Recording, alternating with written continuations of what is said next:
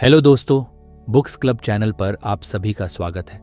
आज के इस बुक समरी में हम बात करने वाले हैं master your time by Thibaut Meurisse book के बारे में।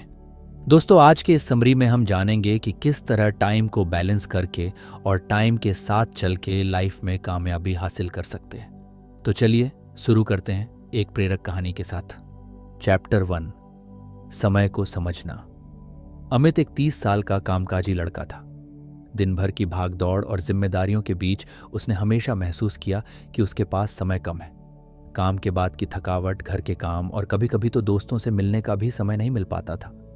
वह हमेशा सोचता था कि कैसे वह अपना समय बेहतर तरीके से इस्तेमाल कर सकता है ताकि उसे अपनी जिंदगी में थोड़ी सी राहत मिल सके। एक दिन उसने अपनी किताबों की अलमारी में से एक किताब निकाली, मास्टर योर टाइम, और पढ़ने का फैसला किया। पहले पन्ने पर ही उसने एक गहरा सबक पढ़ा। समय ही असली संपत्ति है। अगर आप इसका सही तरीके से उपयोग नहीं करते तो जीवन में कुछ भी हासिल नहीं कर सकते। अमित ने ध्यान दिया कि समय पर जितना कम ध्यान दिया जाता है उतना ही ज्यादा इंसान अपने जीवन में पछताता है। किताब में आगे बताया गया था कि समय को समझना और उसे पूरी तरह से नियंत्रित करना आपकी सफलता का सबसे अहम कदम है। इसलिए अमित ने सोचा कि क्यों न समय के महत्व को पूरी तरह समझा जाए और उसे अपनी दिनचर्या में लागू किया जाए।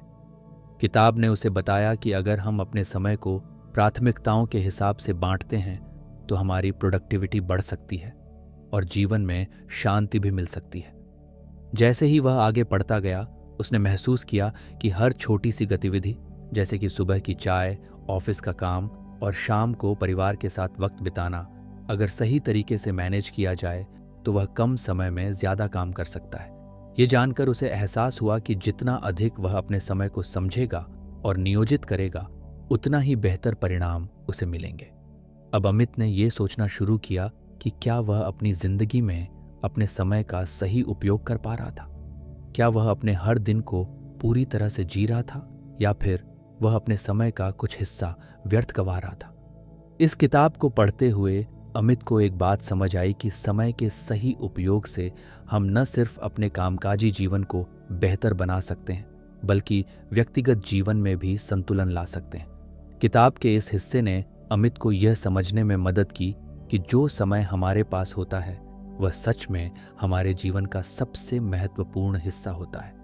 इसे गंवाना नहीं चाहिए बल्कि इसे ऐसे उपयोग करना चाहिए जिससे हम अपनी जिंदगी के हर पहलू में सुधार ला सकें।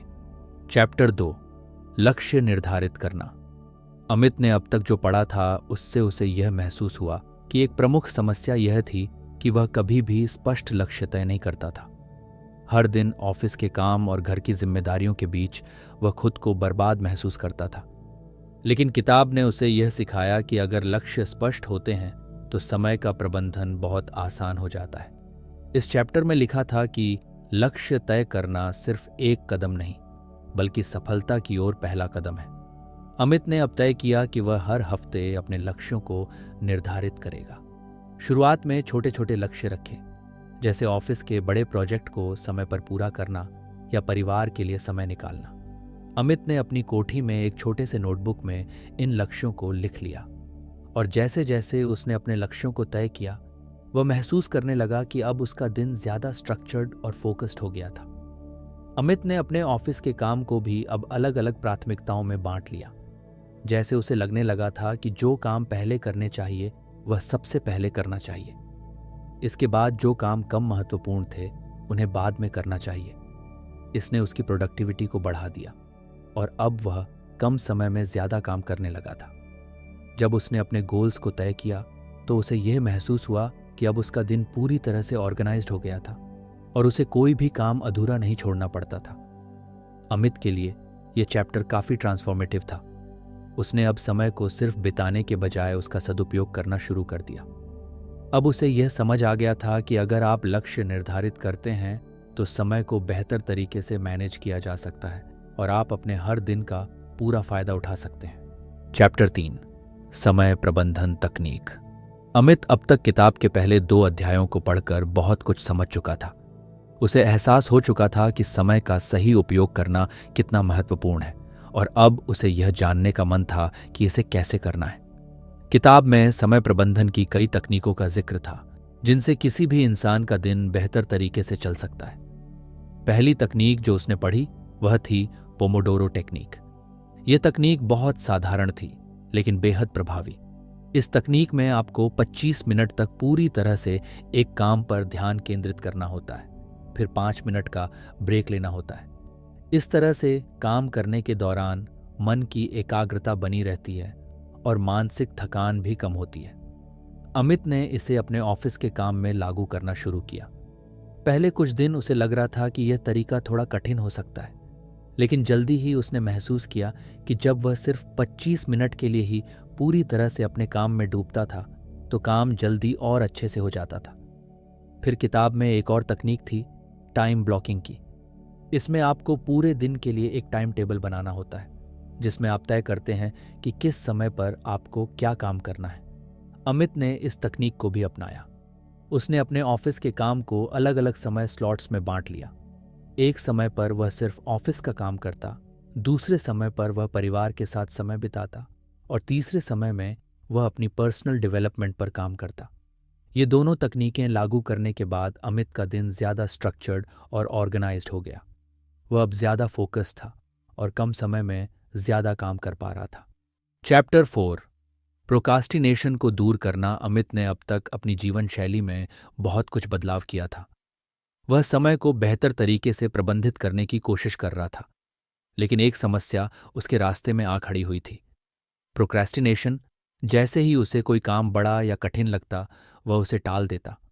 कभी कभी तो वह खुद से कहता कल कर लूंगा, लेकिन अगले दिन भी वही होता। कामों को टालने की इस आदत ने उसे बहुत परेशान कर दिया था। वह जानता था कि इससे उसकी प्रोडक्टिविटी घट रही है और मानसिक तनाव बढ़ रहा है, लेकिन वह इस आदत से बाहर नहीं निकल पा रहा था। किताब में इस बारे में कुछ बहुत अच्छे सुझाव दिए गए थे। पहला था सेल्फ अवेयरनेस, यानी अपने आप को समझना। किताब में कहा गया था कि प्रोक्रेस्टिनेशन तब होती है जब हम किसी काम को कठिन या उबाऊ मानकर उसे टालते हैं। यदि हम उस काम को छोटे हिस्सों में बांट लें तो वह आसान लगने लगता है। उदाहरण के लिए अमित को एक बड़ा रिपोर्ट तैयार करना था जिसे वह हमेशा टालता रहता था। अब उसने उस रिपोर्ट को छोटे हिस्सों में बांट लिया। पहले दिन वह सिर्फ रिपोर्ट का इंट्रोडक्शन लिखता, दूसरे दिन उसमें डेटा डालता और तीसरे दिन एनालिसिस करता। इससे काम करने का तरीका बदल गया। जब उसने देखा कि काम छोटे हिस्सों में पूरा हो रहा है तो उसकी मेहनत भी उतनी ही कम लगने लगी। धीरे धीरे उसने पाया कि काम में लगने वाला समय कम हो गया और उसे टालने की आदत कम हो गई। किताब में एक और तरीका था 5 मिनट का नियम। यह तरीका अमित के लिए बहुत प्रभावी था। जब भी उसे कोई काम टालने का मन करता तो वह खुद से कहता बस 5 मिनट कर लेता हूं, फिर देखता हूं क्या होता है। अक्सर वह पाया कि जैसे ही 5 मिनट पूरे होते वह काम करना जारी रखता था और पूरा काम आसानी से निपट जाता था। चैप्टर 5 काम को प्राथमिकता देकर करना।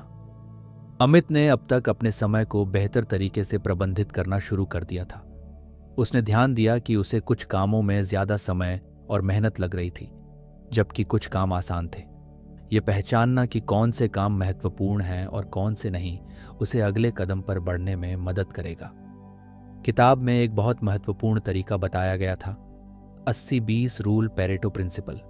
इसके मुताबिक हमारे जीवन के 80% परिणाम हमारे 20% कामों से आते हैं। इसका मतलब यह था कि अगर अमित कुछ प्राथमिकताओं पर ध्यान देता तो वह अपने समय का अधिकतम उपयोग कर सकता था। अमित ने अपनी दिनचर्या को प्राथमिकता दी। उसने तय किया कि वह सबसे पहले वही काम करेगा जो उसकी सफलता के लिए सबसे ज्यादा महत्वपूर्ण थे। वह पहले अपने सबसे बड़े प्रोजेक्ट पर काम करता और छोटे काम बाद में करता। अब उसने अपने कामों को एक लिस्ट में लिखा और उन्हें प्राथमिकता दी। सबसे महत्वपूर्ण कामों को पहले नंबर पर रखा और बाकी को बाद में किया। इससे न सिर्फ उसके काम का बोझ कम हुआ, बल्कि वह अपनी प्रोडक्टिविटी को भी बढ़ा सका। इसने उसकी मानसिकता में भी बदलाव किया। अब उसे यह महसूस हुआ कि दिन भर में बहुत सारे काम करने से ज्यादा महत्वपूर्ण यह था कि वह उन कामों पर ध्यान केंद्रित करे जो उसकी जिंदगी के बड़े लक्ष्य की ओर ले जाएं। चैप्टर 6 ना कहना सीखना कामकाजी जीवन में एक और बड़ी समस्या होती है। ओवर कमिटमेंट, यानी हर चीज पर हाँ बोल देना। अमित का भी यही हाल था। वह कभी अपने दोस्तों को, कभी सहकर्मियों को और कभी परिवार को मना नहीं कर पाता था। हर किसी को खुश रखने की आदत ने उसकी जिंदगी को अस्त व्यस्त कर दिया था। किताब ने उसे यह सिखाया कि कभी कभी हमें ना कहना सीखना पड़ता है। अगर वह अपनी प्राथमिकताओं पर ध्यान देना चाहता था तो उसे यह समझना होगा कि जब किसी काम का उसके बड़े लक्ष्यों से कोई लेना देना नहीं है तो वह उसे मना कर सकता है। उदाहरण के लिए, एक दिन उसके दोस्त ने उसे एक पार्टी में जाने का आग्रह किया। हालांकि वह चाहता था कि वह वहां जाए, लेकिन उस दिन उसे एक महत्वपूर्ण रिपोर्ट तैयार करनी थी। पहले वह बिना सोचे हाँ कर देता था, लेकिन अब उसने सोचा कि अगर वह इस समय पार्टी को मना कर देता है तो वह अपने काम में ज्यादा ध्यान दे पाएगा और अगले दिन आराम से समय बिता सकेगा। अमित ने पोलाइटली अपने दोस्त से कहा, मुझे इस समय कुछ जरूरी काम करना है, फिर कभी मिलते हैं। ये उसे कठिन जरूर लगा, लेकिन बाद में उसे एहसास हुआ कि वह एक अच्छा निर्णय ले चुका था और वह ज्यादा संतुष्ट महसूस कर रहा था। चैप्टर 7, प्रोडक्टिव हैबिट्स बनाना। अमित ने अब समय के सही उपयोग को अपनी आदत बना लिया था, लेकिन यह अकेला काफी नहीं था। अब उसे यह जानने की जरूरत थी कि समय को बेहतर तरीके से उपयोग करने के लिए उसे कुछ आदतें भी बनानी होंगी। किताब में इस बारे में विस्तार से बताया गया था। सबसे पहले अमित ने सुबह जल्दी उठने की आदत डाली। वह हर दिन 5 बजे उठता और अपनी दिनचर्या शुरू करता। शुरुआत में यह थोड़ी मुश्किल हुई, लेकिन जैसे जैसे उसने इसे जारी रखा, यह उसकी आदत बन गई।